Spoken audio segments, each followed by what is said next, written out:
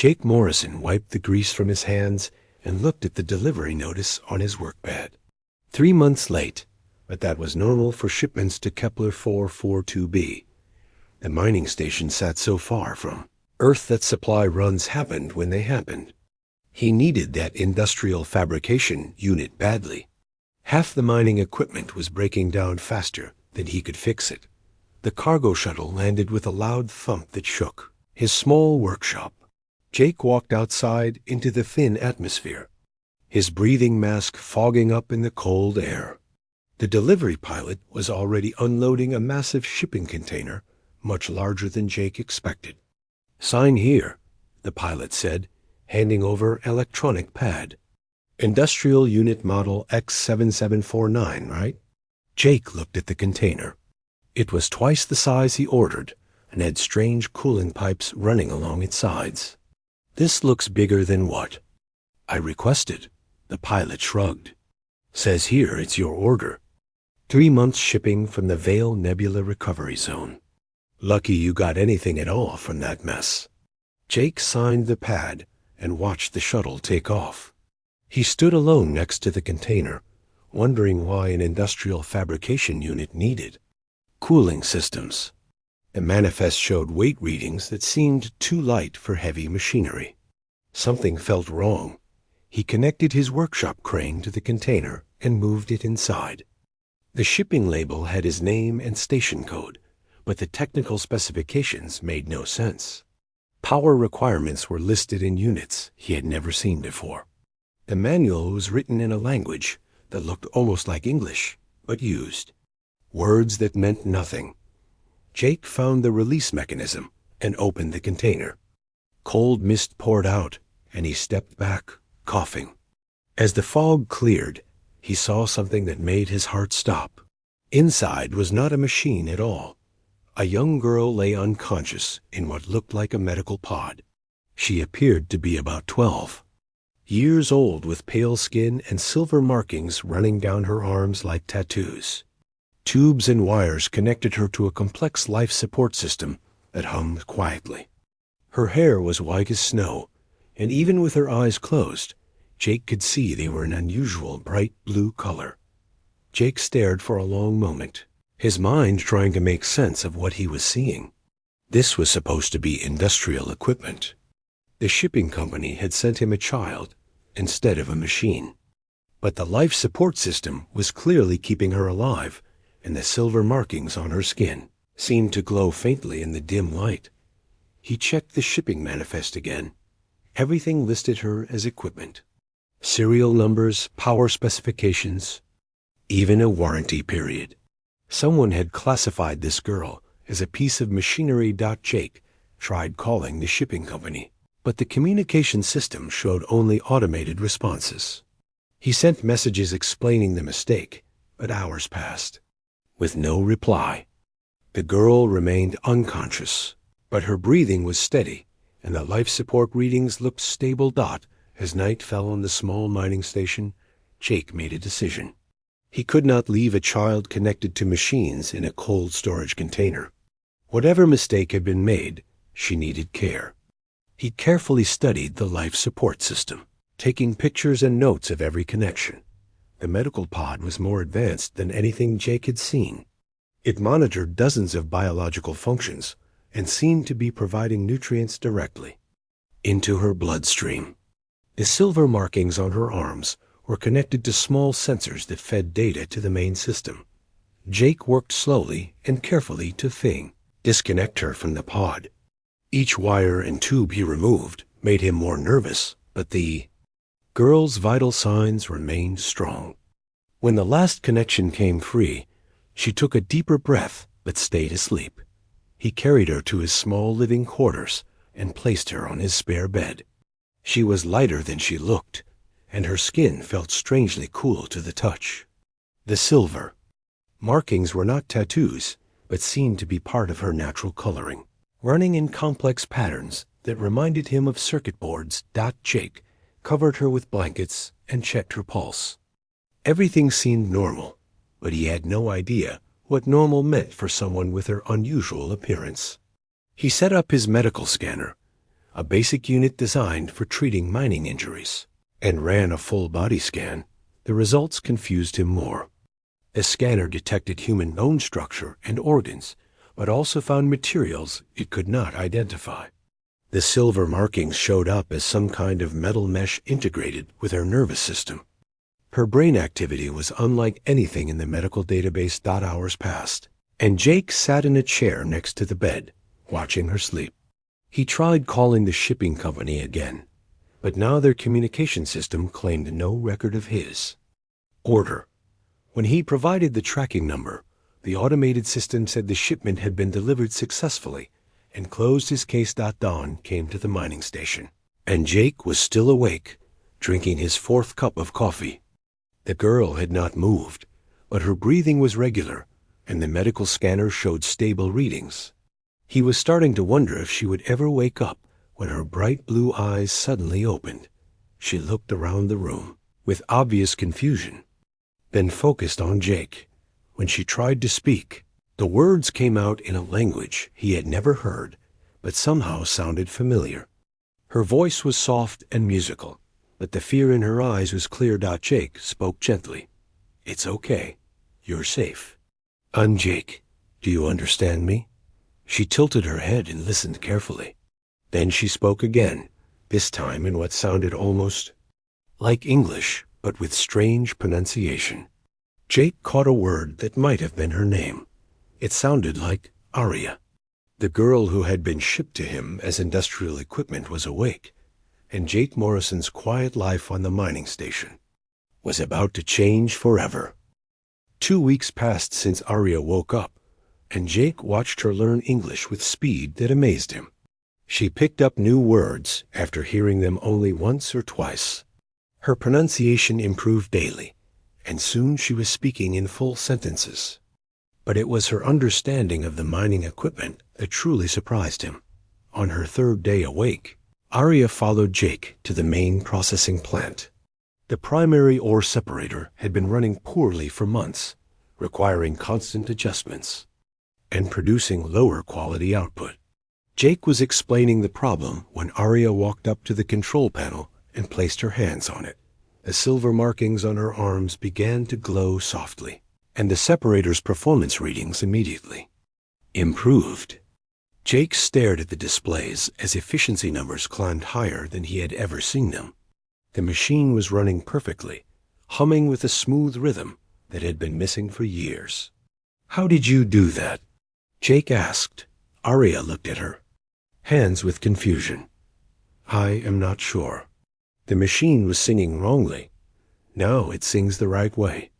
Jake tested every piece of equipment on the station. Each time Aria touched a control panel or placed her hands on machinery, performance improved dramatically. The old mining drills that had been scheduled for replacement suddenly worked like new units. The power generator that constantly overheated now ran cool and stable, but the improvements came with strange side effects. The equipment began operating in ways that should not have been possible. The ore separator was extracting materials that Jake's sensors could not identify. The mining drills were cutting through rock that should have been too hard for their rating.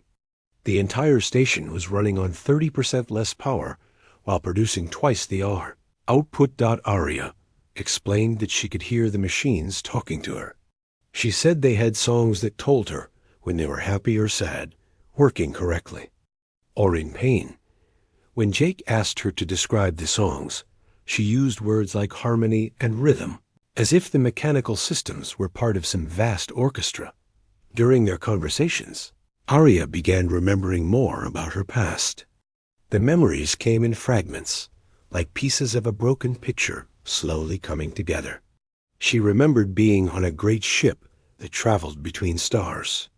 There were others like her, and they worked alongside humans to build things among the planets. "My people," she said one evening as they ate dinner, "we helped your people learn to travel the dark between worlds. We showed humans how to make the big ships that carry many people to new places." Jake asked about her family, and sadness filled her blue eyes. She remembered adults with the same silver markings, people who looked like her but older and wiser. They had been teaching her important things when something terrible happened. Bad ones came, Arya said, struggling with the words. They wanted to hurt humans. They wanted to take our knowledge and use it for wrong things. My people fought them, but there were so many. The memories of that time were painful for her. She remembered being placed in the pod by adults who were crying. They told her she had to sleep for a long time and that other children like her were being hidden in different places. They promised someone would find her when it was safe. How long was I sleeping? She asked. Jake did not know how to answer. The shipping records showed the pod had been recovered from a derelict vessel in the Veil Nebula, but there was no way to tell how long it had been drifting in space. Based on the wear patterns on the outside of the pod, it could have been decades, or even longer. One night, Jake was working on his communication equipment when strange signals started coming through the emergency frequencies. The transmissions were in the same musical language Arya had spoken when she first woke up. When he called her to listen, her face lit up with excitement. "Others," she whispered. "There are others like me." The signals were weak and came from different directions across space. Arya listened carefully and translated what she could understand. They were distress calls and search messages. Some were asking for help. Others were looking for family members. A few were trying to coordinate meeting places. "How many of your people are out there?" Jake asked. "I do not know," Arya replied. "When the bad ones came, the adults hid many children. They put us in different places so we would be safe. But I do not know how many survived." Jake helped her send response signals using the stations. Communication array to broadcast in her language. Within days, they received answers from locations across human space. Some signals came from mining operations like theirs. Others came from research stations, cargo ships, and even from planets near Earth. Each response told a similar story. Children like Arya had been found in shipping containers, archaeological sites, and abandoned facilities. Most had been classified as unusual artifacts or pieces of unknown technology. Some had been in museums, others in corporate research labs, and a few had been sold as curiosities to private collectors. But something was changing. The signals indicated that Arya was not the only one waking up. Across human space, other children were beginning to remember who they were. The network of hidden survivors was coming back to life after years of silence. Jake noticed that corporate security ships had started appearing more frequently in their sector. The mining company that owned his station sent inspectors who asked detailed questions about his equipment upgrades and power usage. They wanted to know why his productivity reports showed impossible efficiency numbers. "We need to be careful," Jake told Arya. "If the wrong people find out about you, they might try to take you away." Arya nodded with understanding beyond her. Apparent years. The bad ones from before. They looked like humans, but their hearts were dark. They wanted to use my people's gifts for hurting instead of helping. Jake realized that whoever had originally hunted Arya's people might still be active. The corporations asking questions about his station might be connected to the same forces that had destroyed her civilization. The child who had been shipped to him as a machine was not just lost, she was being hunted. As more signals came in from other survivors, Jake began to understand that they were part of something much larger than a simple rescue operation. Arya and her people had knowledge that could change everything about how humans traveled through space and built their technology. But that same knowledge made them valuable targets for anyone willing to use force to get what they wanted. The quiet mining station was becoming the center of a network that stretched across the galaxy. And Jake Morrison was no longer just an engineer fixing broken equipment. He was the protector of a child whose awakening memories might hold the key to humanity's future among the stars. Captain Lisa Carter stood on the bridge of the corporate security vessel Titan's Edge and read the mission briefing for the third time. Her orders were simple: investigate reports of stolen technology at mining station Kepler 442b and recover any corporate property found there. But the classified sections of the briefing made her uncomfortable. Lisa had spent 15 years in the military before joining corporate security, and she knew the difference between a standard recovery mission and something darker. The briefing mentioned biological assets and specimen retrieval protocols without explaining what those terms meant. Her superiors had been evasive when she asked for details. The Titan's Edge dropped out of hyperspace near the mining station, and Lisa's sensors immediately detected unusual energy signatures. The station was running on power levels far beyond its rated capacity, and the efficiency readings were impossible according to standard engineering principles. "Ma'am," her tactical officer reported, "the mining operation is showing productivity. Numbers that exceed their equipment specifications by 300%. Lisa studied the data. Either someone had completely rebuilt the station with advanced technology, or something else was happening. She ordered a full scan of the facility and found that the basic equipment was the same as listed in the corporate database, but everything was operating at performance levels that should not have been possible. "Send a standard inspection notice," she ordered. "We're coming aboard to check their systems." The response from the station was immediate. Inspection declined. "This is an independent mining operation under standard commercial treaty protections." Lisa was not surprised. Jake Morrison's file showed him as a former military engineer who valued his privacy and disliked corporate interference. But his refusal to allow inspection meant she had legal authority to board the station by force if necessary. "Sir," her communications officer called out, "we're detecting strange transmissions from the station. They're broadcasting on frequencies that aren't registered for civilian use." Lisa listened to the recordings. The signals were in no language she recognized, but there was something musical about them that reminded her of whale songs or bird calls. Her computer systems could not identify the language or translate the meaning. She decided to try a different approach. Instead of forcing her way onto the station, Lisa took a small shuttle and approached alone. If Jake Morrison was hiding stolen technology, she might learn more by talking to him directly. Jake met her at the station's docking port, and Lisa immediately noticed he looked tired and worried.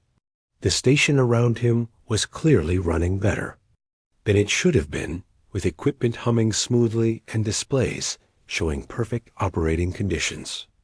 "Captain Carter," Jake said, "I assume you're here about the productivity reports." "Among other things," Lisa replied. "Our scans show your equipment is performing well beyond its design specifications. We need to understand how that's possible." Jake led her through the station, and Lisa saw that everything was indeed running perfectly. Too perfectly. The ore processing facility was operating with efficiency that would require technology decades ahead of what Jake supposedly had. The power systems were stable in ways that should not have been achievable with his listed equipment. "Where did you get the upgrades?" Lisa asked. "What upgrades?" Jake replied, "I'm just good at maintenance." Lisa had been doing investigations long enough to know when someone was hiding something important. Jake Morrison was protecting something or someone, and whatever it was had transformed his mining operation into something far beyond normal corporate capabilities. That night, Lisa reviewed her mission files again and found references to Project Starforge buried in the classified sections.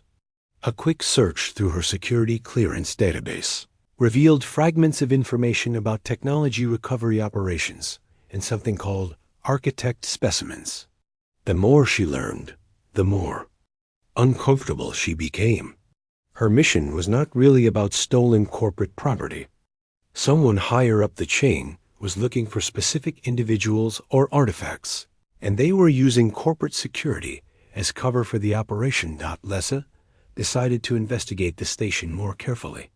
Using advanced sensors, she detected two human life signs instead of the one that should have been there. Jake Morrison was not alone, and whoever was with him was being hidden deliberately. She also found that the strange radio transmissions were part of a larger network. Signals were being sent and received from locations across human space, all in the same musical language. Whatever was happening at the mining station was connected to activities spanning multiple star systems. The next morning, Lisa confronted Jake directly. "Mr. Morrison, my scans show two people on this station. I need to know who else is here." Jake's face went hard. "This is my home, Captain.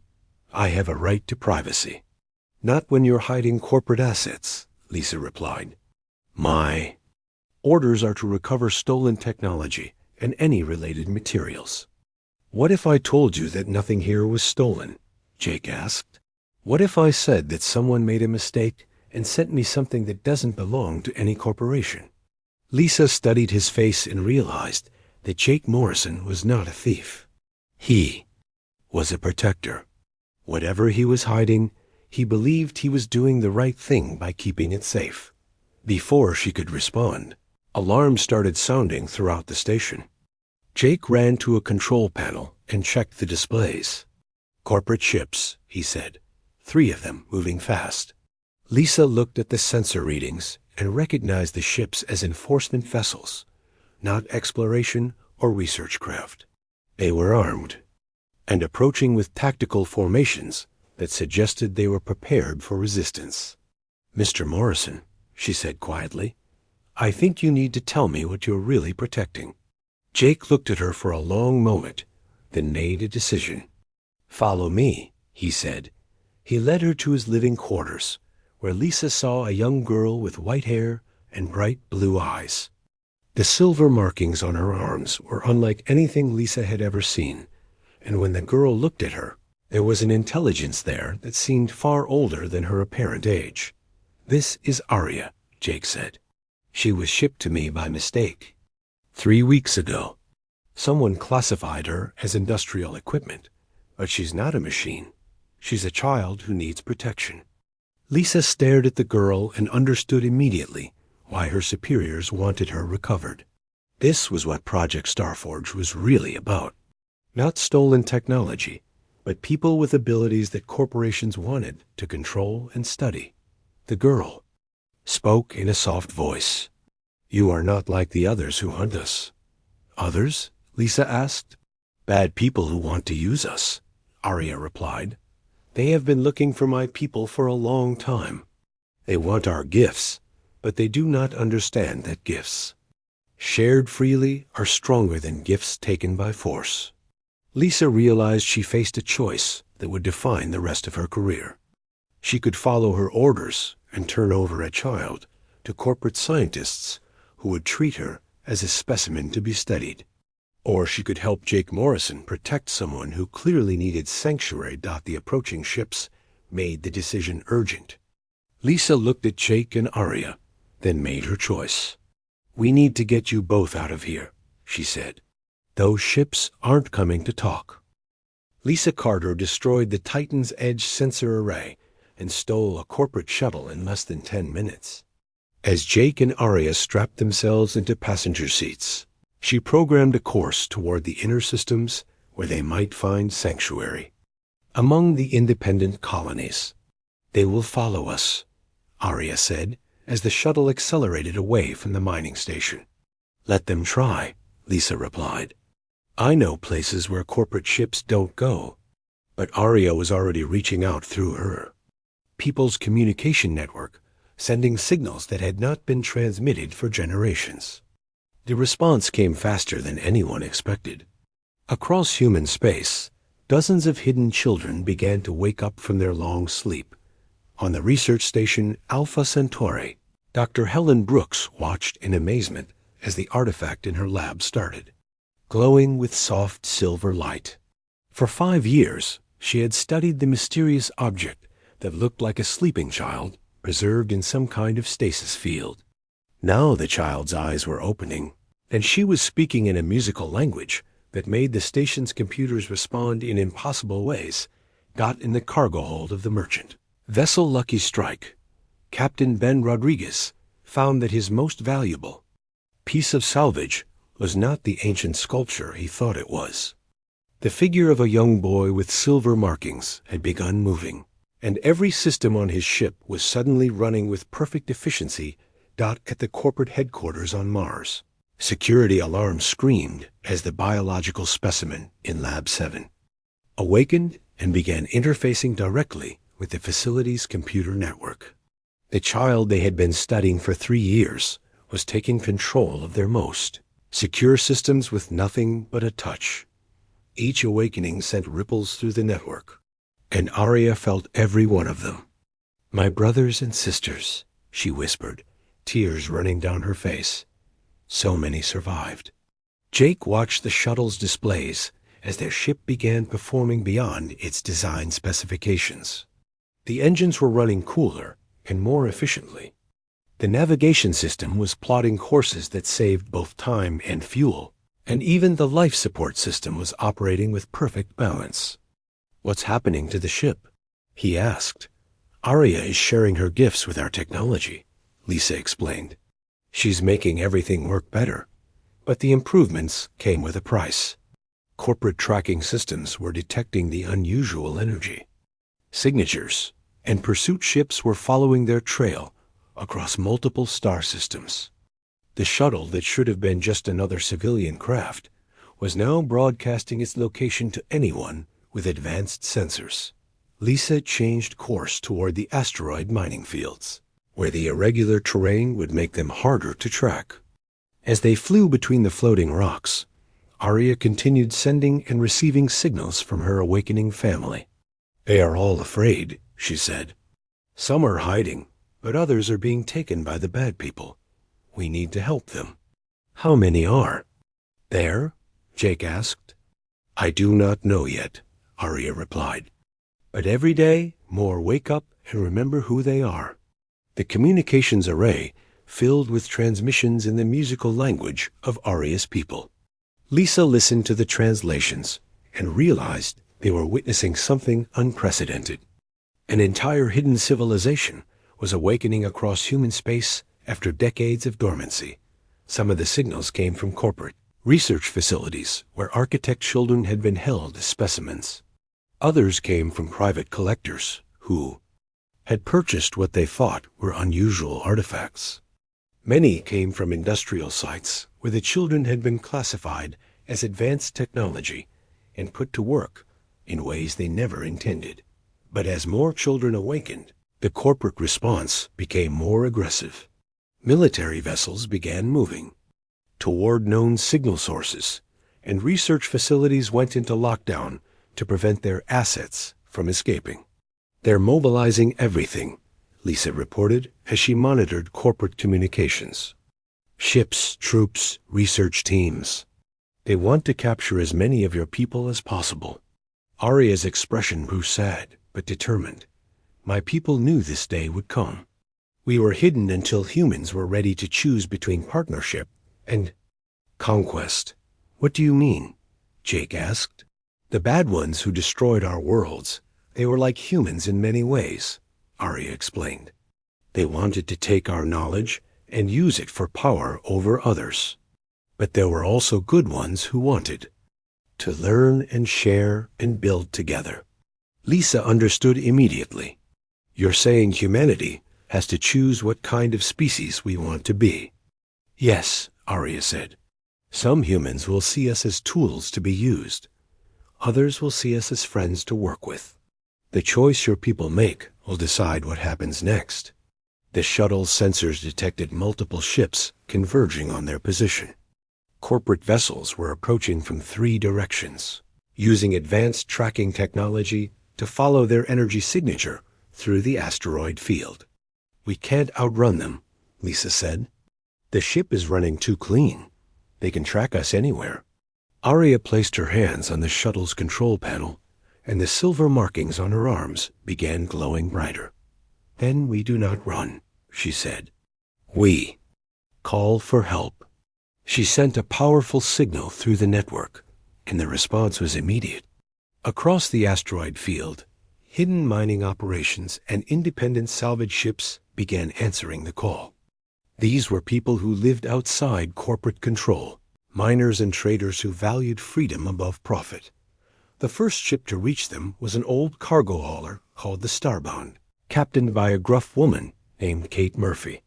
She brought her ship alongside the shuttle and opened her docking bay. "Heard you folks need a ride," Kate said over the radio. "Corporate ship's been asking too many questions about my operation lately. Figure it's time to return the favor." More ships arrived. As word spread through the independent networks, salvage vessels, mining barges, exploration ships, and even a few military deserters joined the growing fleet. Each ship that Aria touched began running with impossible efficiency, and their captains quickly understood they were part of something much larger than a simple rescue operation. "My people gave humans the knowledge to travel between stars," Aria explained to the gathered captains. "We taught your ancestors how to build the first ships that could carry families to new worlds. Now our children are waking up, and we want to share our gifts freely with those who will use them wisely." Captain Murphy spoke for many when she said, "Corporate type's been squeezing independent operations for years. If you can level the playing field, you got our support." The fleet that formed around Aria was not military in nature, but it represented something that corporations had not expected. Hundreds of independent ships were choosing to stand with the awakening architect children rather than turn them over. To corporate control. Jake watched the displays as more ships joined them. "This is becoming something big. This is becoming what my people always hoped for," Aria replied. "Humans choosing cooperation over conquest, partnership over profit." But the corporate response was escalating as well. Military vessels were being deployed with orders to recover architect specimens by any means necessary. The battle for the future of human-architect relations was about to begin, and the outcome would determine whether two species could work together, or if one would dominate the other. Lisa looked at the growing fleet and made a decision that surprised even her. "Set course for Earth," she said. "If we're going to make a stand, we might as well do it at the center of human space." The fleet that approached Earth was unlike anything in human history. Hundreds of independent ships flew in formation, with vessels enhanced by architect technology, their energy signatures creating patterns that looked almost like art against the darkness of space. At the center of the formation, Jake Morrison stood beside Aria on the bridge of the Starbound, watching their destination grow larger on the displays. Earth's orbital defenses responded immediately to the approaching fleet. Corporate security vessels moved to intercept, while military ships took defensive positions around the planet. But the independent captains had no intention of backing down. "This is Admiral Richardson of Earth Defense Command," came the transmission. "Unknown fleet, identify yourselves and state your intentions." Captain Kate Murphy answered for all of them. "This is the independent fleet, Admiral. We're escorting refugees who are seeking sanctuary under interstellar law." "What refugees?"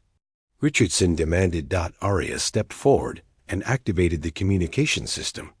When she spoke, her voice carried across all frequencies, reaching every ship and station in the Earth system. "I am Aria of the Architects. My people helped humans learn to travel between stars long ago. We have been sleeping and hiding, but now we are awake. We come seeking partnership, not conflict." The response from Earth was immediate chaos. Corporate executives demanded the immediate surrender of all architect specimens for study and containment. Military leaders wanted to know if the architects posed a threat to human security. Politicians argued about territorial sovereignty and interstellar law, but something else was happening across Earth and its colonies. In museums and research facilities, in private collections and corporate laboratories, more architect children were awakening. The network that connected Arya to her people was growing stronger with each passing hour. Jake watched the displays as the corporate fleet moved to surround them. "They're bringing everything they have," he said. "Let them come," replied Captain Murphy. "My people didn't choose the independent life just to bow down when corporations get greedy." The first confrontation came when corporate ships tried to board a mining barge carrying two newly awakened architect children. The Independents responded by forming a protective barrier around the threatened vessel, their ships enhanced by architect technology proving surprisingly effective against corporate weapons. Admiral Richardson found himself facing a situation no military manual had prepared him for. The independent fleet was not attacking Earth's defenses, but they were also not surrendering to corporate demands. Meanwhile, reports were coming in from across human space of architect children escaping from research facilities and joining with sympathetic humans. "Admiral," his tactical officer reported, "we're detecting massive energy signatures from the independent ships. Their technology readings are off the charts." Richardson studied the sensor data and realized the Independents had access to capabilities that made the corporate fleet obsolete. Ships that should have been easy targets for military vessels were demonstrating defensive systems and maneuverability that seemed impossible.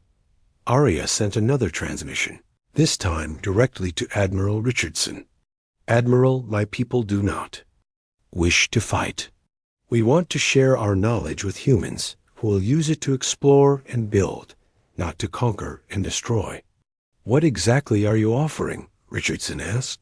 "Partnership," Arya replied.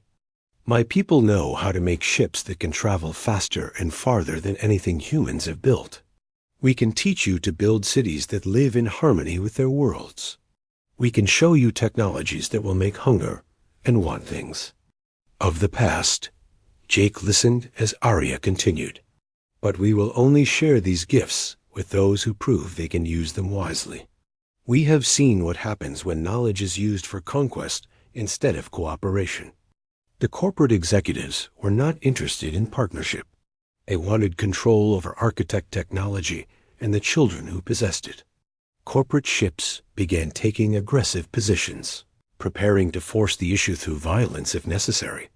That was when the real surprise came. Across human space, ordinary people began choosing sides. Colonial militias declared their support for the architects. Independent traders formed convoys to protect awakening children. Even some military units defected to join the growing alliance. On Earth itself, massive demonstrations filled the streets of major cities. People who had lived under corporate control for generations saw the architects as a chance for freedom and a better future. The corporations found themselves facing not just an alien species, but a human uprising. "The corporations are losing control," Lisa Carter reported from her position aboard the Starbound. "Half the colonial governments have declared independence, and more are following every hour." Admiral Richardson made a decision that changed everything. Instead of supporting the corporate demand for architect surrender, he opened direct negotiations with Arya and the independent fleet. "We can provide sanctuary," he told her, "but we need assurances that your people won't use their technology against human interests." "We do not want to rule humans," Arya replied. "We want to work with humans. But we will defend ourselves and our friends if attacked." The negotiation that followed took place in the shadow of two fleets facing each other. Across Earth's orbital space, Jake found himself serving as an interpreter between human and architect perspectives, while Lisa Carter used her military experience to help design security arrangements that both sides could accept. The agreement they reached established the Architect-Human Alliance, with joint colonies where both species could work together on exploration and development projects. The architects would share their technology freely with humans who demonstrated peaceful intentions, while humans would provide the adaptability and courage that the architects needed to face future challenges. But the most important part of the agreement concerned the ancient enemy that had destroyed the architect homeworlds. Arya revealed that the Force was still active in distant regions of the galaxy, consuming entire star systems and growing stronger with each conquest. "This is why my people scattered their children," she explained. "We knew that one day the enemy would find humanity. When that day comes, humans and architects must stand together, or both species will fall." Jake looked at the displays, showing the two fleets slowly standing down from their confrontation. "So this was always about preparing for something worse?" "Yes," Arya said. "My people saw in humans the strength and adaptability we needed. Humans have the courage to face impossible odds and the cleverness to find new solutions. Together, we can defeat an enemy that neither species could face alone." The corporate executives who had tried to capture the architects found their authority crumbling as colonies and independent operations chose the alliance over corporate control. The technologies shared by the architects made their old monopolies irrelevant, and their attempts to maintain power through force failed when faced with human-architect cooperation. Lisa Carter accepted command of the first joint exploration vessel, designed with both human adaptability and architect knowledge. Her mission was to search for more survivors while preparing for the eventual return of the ancient enemy. Jake Morrison became the first human ambassador to the Architect Collective, helping to establish protocols for cooperation and understanding between the species. He worked from a space station that was itself a marvel of combined technology, a place where humans and architects could live and work together. Arya took her place as the bridge between two worlds, serving as both teacher and student as the alliance grew stronger. She helped human engineers understand architect principles while learning from human innovation and creativity. The galaxy had changed. Where once there had been corporate monopolies and isolated colonies, now there was cooperation and shared purpose. Ships built with combined technology began exploring regions of space that had been unreachable before. Worlds that had struggled with scarcity found abundance through architect knowledge applied with human ingenuity. But in the deep darkness between stars, ancient sensors detected the new energy signatures of the Alliance fleet. The enemy that had destroyed the architect homeworlds was stirring, drawn by the signals of a civilization that had grown strong enough to be worth consuming. The children of the stars had found their family among humanity, and humanity had found its destiny among the infinite possibilities of space. Together, they would face whatever darkness waited in the void, knowing that some bonds are stronger than fear, and some friendships can change the fate of entire galaxies.